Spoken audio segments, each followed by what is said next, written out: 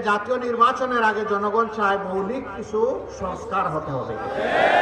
অনেকে বলছেন সংস্কার বড় কথা নয়, মানুষ কিভাবে খেয়ে বেঁচে থাকবে এটা বড় কথা।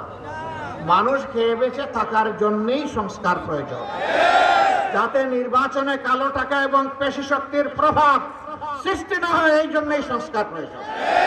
যাতে প্রত্যেকটা নরনারী তার ভোট দিয়ে স্বস্তি বোধ করে, তার পছন্দের মার্কা এবং ব্যক্তিকে বাছাই করে নিতে পারে, তার জন্যই সংস্কারের প্রয়োজন। যাতে দেশের প্রত্যেকটি যুবক যুবতী যাদের বয়স হয়েছে 18 থেকে উপরে, তারা যেন তার নিজের ভোটটা নিজে দিতে পারে, এই জন্য সংস্কারের প্রয়োজন। যাতে প্রবাসে থাকা আমাদের সহযোদ্ধারা, যারা এই 24 সালের সংগ্রামকে, আন্দোলনকে, লড়াইকে সফল করার জন্য বিদেশের মাটিতেও মিছিল করে জেলে গিয়েছে, তাদের ভোট নিশ্চিত করার জন্য সংস্কারের প্রয়োজন। এই সংস্কারগুলো মৌলিক সংস্কার করেই তারপরে যে ভোটটা দেওয়া হবে, যে নির্বাচন দেওয়া হবে, সেটা হবে অর্থবহ। আমরা ওই নির্বাচন যথাসময়ে হোক সেটা আমরা চাই। সরকার এটা নিয়ে গড়িমসি করুক বা লেন্দি করুক, এটা আমাদের কাম্য নয়। আবার এটা আমরা বলবো না যে 1 মাসের মধ্যে নির্বাচন দিয়ে দাও, কারণ আমরা জানি 1 মাসের মধ্যে সংস্কার সম্ভব নয়।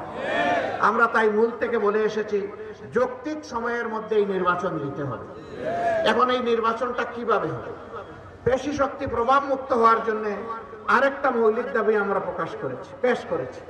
এটি হচ্ছে আমাদের ভোটের আনুপাতিক হারে এই নির্বাচন হবে। যেই দল যত % ভোট পাবে, সেই দল সংসদে ততটা আসন পাবে।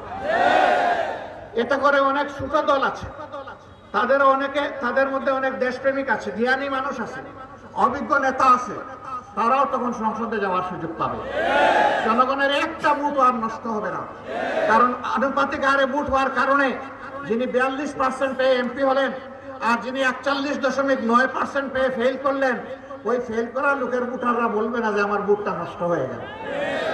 তখন প্রত্যেকটা ভোট কাজে লাগবে ইনশাআল্লাহ।